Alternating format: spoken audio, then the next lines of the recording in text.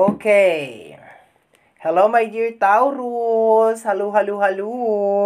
Second half of June 2024. This is from June 16 hanggang sa katapusan. General reading. Ang daming nahulog na card dito, oh. So, hindi ba ko na yung style, my dear? Sa unahan na tayo sa intro na tayo naglalatag and then ano na lang, babasahin na lang natin, nakaset na siya. So, dito medyo marami yung nahulog dito. Meron kang extrang 3 cards. Okay? So, tatabi muna natin to, my dear. Dito muna tayo sa file 1. Tingnan na natin, my dear, kung ano mga eksena at kaganapan at kung ano-ano pa na maaari mo makasalubong sa yung second half of June 2024. The Six of Pentacles, my dear. Okay? And I am addicted to you. Ay, ala, Taurus, ano to? This is more on supporting. Ay, baklang-bakla ka dito, Taurus. Okay? Kasi ang Six of Pentacles, my dear Taurus, is more on giving and sharing. Okay? Tapos dito naman, I am addicted to you. So, given and sharing. So, kung sino man niyang binibigyan mo, parang you are giving and you are sharing to somebody na parang obsessed ka. Kasi this is more on, 'di ba? Okay, tingnan natin yung mga kasama niya. We have here the Magician. Good thing. I hide who I am. I hide who I am from you. Okay, my dear. Okay. So, dito yung eksena, my dear. Medyo ano to, ha? Mysterious tong reading na to, my dear Taurus. Okay. So, dito, my dear, first card nating Six of Pentacles, this is more on giving. Dito naman, I am addicted to you. So, ibig sabihin, my dear, parang tao. 'Di ba? Tao, parang obsessed ka sa kanya or parang gustong-gusto mo siguro siya. Okay? Sa energy ng Magician, posibleng lahat ginagawa mo para sa kanya, my dear. Okay? I hid who I'm from you. Okay, wag na natin basahin. Ang ibig sabihin lang yan, my dear Taurus, is parang meron kang tinatago sa kanya.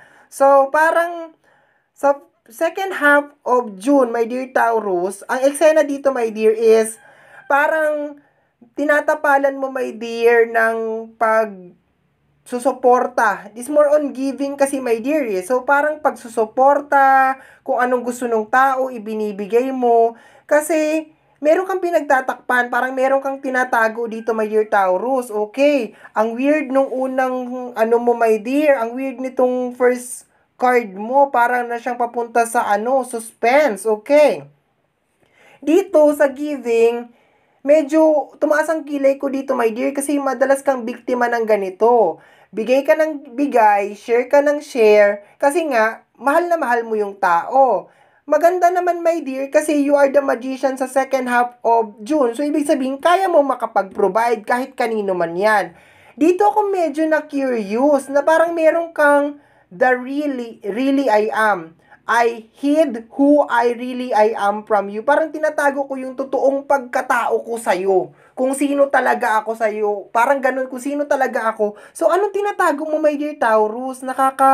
Medyo na-curious ako. Medyo nawiwirduhan ako sa reading mo, ha? The Death card. Okay. I think we should slow down. Okay, ayun. Posibleng tinatago mo, my dear, na napapagod ka na. Dito ko na clear. Dito sa second row, kung ano yung tinatago mo. So, tama nga, baklang-bakla yung eksena mo dito, my dear Taurus. No, baklang-bakla yung eksena mo dito, bigay-bigay, share-share, 'di ba? Yes, you are the Magician. Lahat kaya mong i-manifest. Kaso, dito sa bottom row, sa second row, my dear, Death card. Tapos sabi mo dito, I think we should slow down. 'Di ba? Bakit di mo na lang sabihin yan, my dear, dun sa tao na yun? Hindi yung parang inaano mo pa siya. 'Di ba? I look for you everywhere. Hala, my dear, ano to? Parang obsessed ka dun sa... Ano to? Sino to? Obsessed ka? Hala, eto ka na naman, my dear Taurus. parang obsessed ka na dun sa tao and then parang hindi mo namamalayan ng dahil dun sa tao na yon. Ito, my dear Taurus ha, kasi ito na nakikita ko dito. Nang dahil sa tao na yon, nakakaramdam ka ng pagod. Ayan, my dear, meron kang 10 of Swords, oh. Nakakaramdam ka ng matinding pagod. So, there's a tendency, malaking energy, my dear, second half of June, 16 hanggang sa katapusan, pagod na pagod ka because of providing. And then, posibly, my dear, na maski napapagod ka na, hindi mo to sasabihin, hindi ka magrereklamo, hindi ka dadaing, kasi baka ayaw mong mawala tong tao na to sa'yo. 'Di ba? Kasi kung titingnan mo dito, Six of Pentacles, tapos Death card. So, kung sino man tong ginagawa mo ng Six of Pentacles, ayaw mo na magkaroon ng Death card sa inyong dalawa.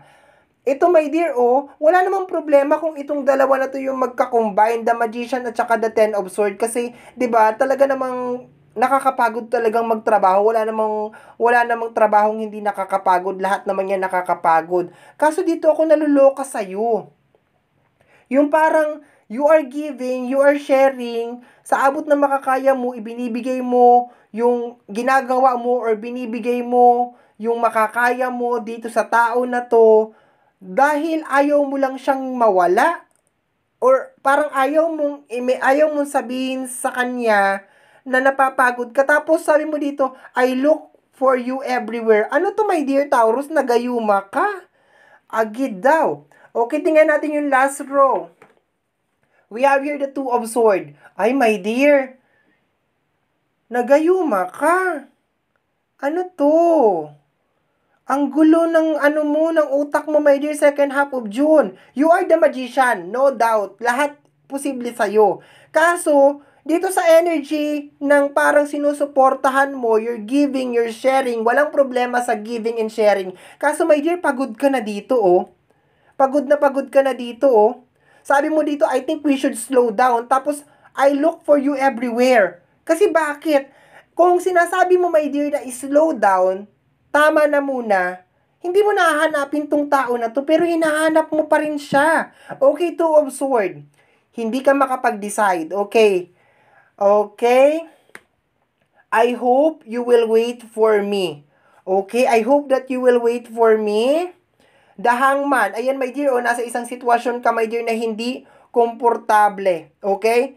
So, the Justice, the King of Cups, the King of Pentacles. Ayan, provider energy. My dear, ikaw ang boss ng buhay mo, okay? Kung hindi mo kaya, my dear, ang isang bagay or merong isang tao na parang nagiging pabigat sa'yo, huwag kang magdalawang isip, my dear Taurus, na sabihin sa kanya, my dear, na tama na muna, magdahan-dahan na muna tayo, masyado kang magastos, meron ako mga kinakailangan i-priority. Kasi dito, my dear, sa card na to, baka ang mangyari dito, meron kang mga problema, my dear Taurus, baliwalain mo yung mga problema mo, mas i-priority mo pa itong tao na to. Yung eksena kasi ng card na to, para kang nagagayuma, my dear Taurus, no? Kasi, alam mo nang pasakit yung tao na yun, alam mong pabigat sa'yo yung tao na yun, pero hindi mo maalis sa sarili mo, hindi mo maalis sa isip mo tong taong to, my dear.